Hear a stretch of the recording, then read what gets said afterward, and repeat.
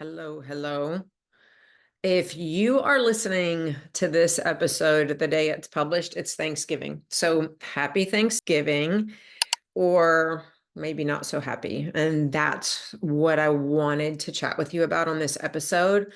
Because if you are like me, my past self, and if you're like so many of the women who I work with and coach and mentor, this holiday probably feels like a lot, okay? You are probably doing all or a ton of the planning, the cooking, the cleaning, making sure everyone is happy. And let's just be real, you're probably the last person who gets to enjoy the day. And that doesn't just go for Thanksgiving. It's probably happening on a lot of days, but I think it hits us harder on holidays like this because there's more of a realization on our part that this is supposed to be a joyful day. And when it's not joyful, or when we are stressed and it feels heavy, the impact of that is bigger than on just the normal days when this kind of thing happens, right? And so you do realize that you're likely the person who doesn't get to enjoy this day. And that's not even counting like the family dynamics or that relative who just had to bring up politics at the dinner table, right? Because when other people are in the mix on holidays like this, the impact can be even more powerful in potentially a negative way. And I want you to know that I see you. I know it is exhausting and it can feel like it is all on you to make holidays magical for everybody else.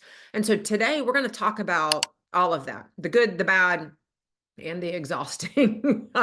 I want to give you some understanding, and I want to provide some solidarity for sure, but I also want to give you a few tips that can hopefully make this day a little less stressful for you. And maybe I should have done this episode in advance of today, but I hope some of you are taking time out of your day to spend a few minutes for yourself, and maybe filling that space with this chat with me. I know a lot of women share with me that they take a few minutes every Thursday to listen to the episode, and so I hope if that's you, you are doing that even though it's the holiday. And if that's not you and you're new here, maybe this is the first time you've listened, welcome. I like to be pretty blunt and direct about what's going on, and call us on our bullshit, but I also want you to feel seen and heard.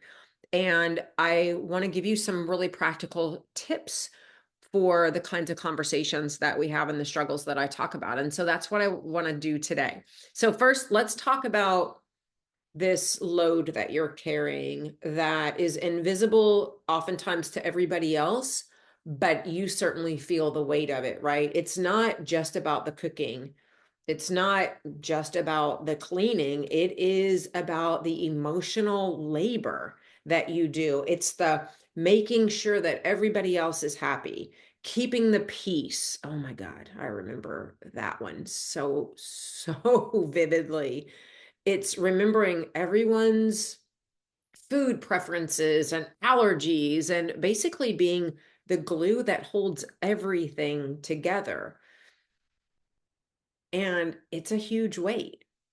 So it's no wonder that you feel completely wiped out by the time the turkey hits the table, right?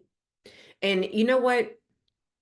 If you're feeling like that today, it's not because you're failing, it's not because you're not like handling it all better, it's because you're human. And no one person should carry all of it on their own. You just shouldn't. And so there's all of that weight, right? And then there's the whole family dynamic piece for a lot of us over the holidays. Maybe you have relatives who don't get along, or someone who's a little too free with their opinions, and mix in alcohol on holidays, which we often do and is totally fine, but sometimes those opinionated people get a little louder, right? Maybe you're bracing yourself for the political talk that seems to show up, like, an uninvited guest. And having just come out of this election in the United States, if you're listening here, that's probably more prevalent on this holiday and this upcoming holiday season even than it ever has been before. And this is the stuff that can make a day that's supposed to be about gratitude and thankfulness, it can make it feel really, really stressful. And so if that's your reality on this Thanksgiving Day, I want you to know you are not alone.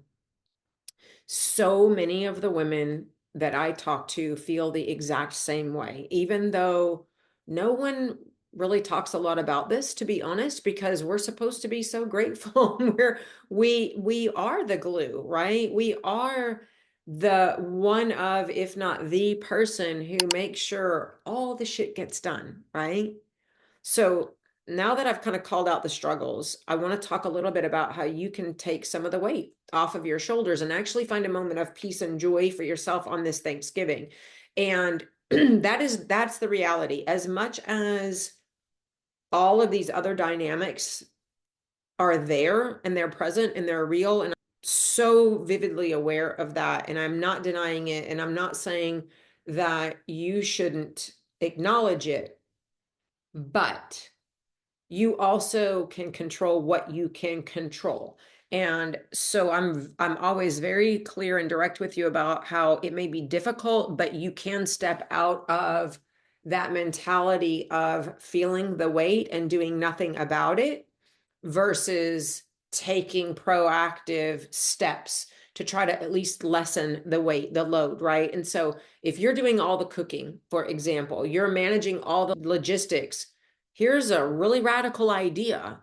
You don't have to do it all alone. You can assign dishes to someone who is at your house for dinner. Or if that's your job and you're at someone else's house, you can delegate or recruit help. You can ask someone to help you with cleanup. I dare say you can also tell people what to bring.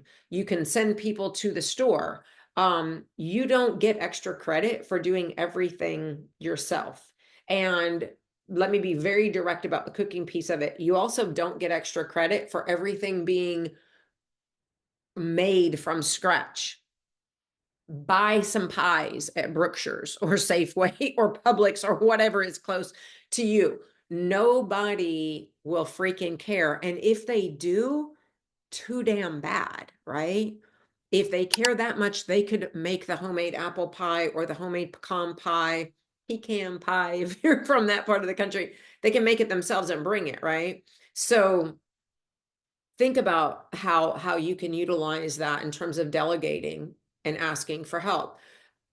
My second tip has to do with setting boundaries, and you can do that beforehand, and if you did, good for you, but you can also do that as the day goes on. If you're worried, for example, about tension, family tension, difficult conversations, take a minute to think about what boundaries you need to set, even if it's in the moment. It can be something like saying, hey, you guys, let's keep politics off the table this year, right? Maybe it's deciding ahead of time how much time you're going to spend at the gathering that you're headed to. Roger and I do this, holidays or no holidays. We always have a private conversation, just the two of us, in advance of a trip, a holiday, going to someone's party, whatever it is. We have the conversation and decide ahead of time how much time we're going to spend at that gathering, so that you don't feel stuck in a stressful situation longer than you need to be. And you can do things to mitigate this too, or to change the plan. For example, Roger and I will say, okay, we're going to stay for an hour, right?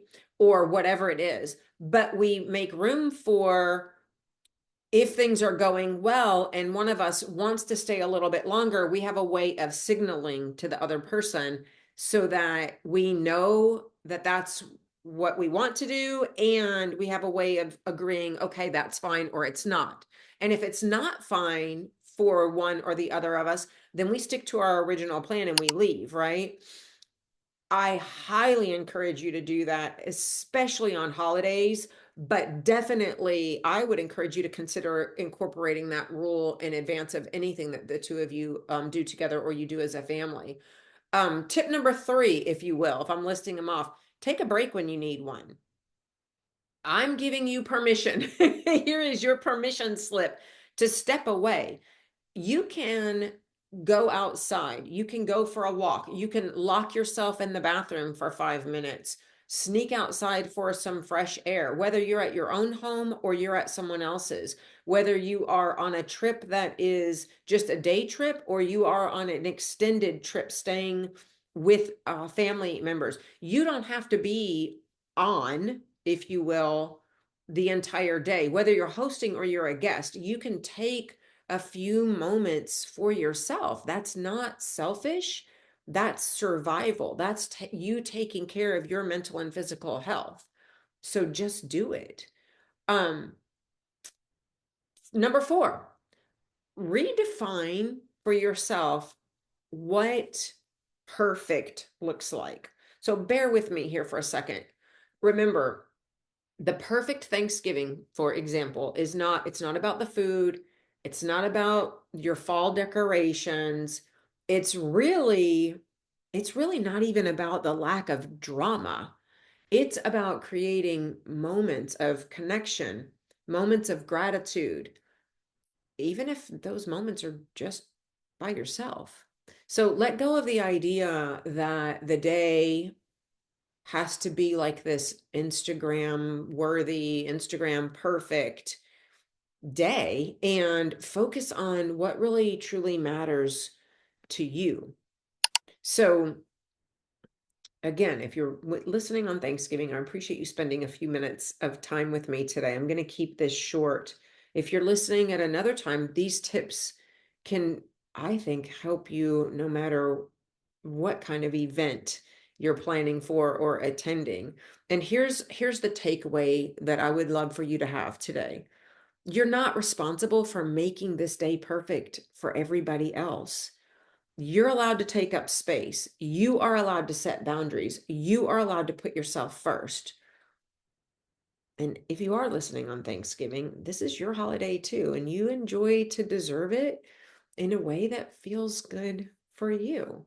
So I hope this conversation today really gives you some comfort and a few ideas that can make the day a little bit less stressful. And if you need a reminder to take care of yourself, just imagine me saying this because I'm about to say it. You've got this, and you don't have to do it all. Sending you love, a virtual hug, and thank you for being here today. And I'll meet you right back here next time.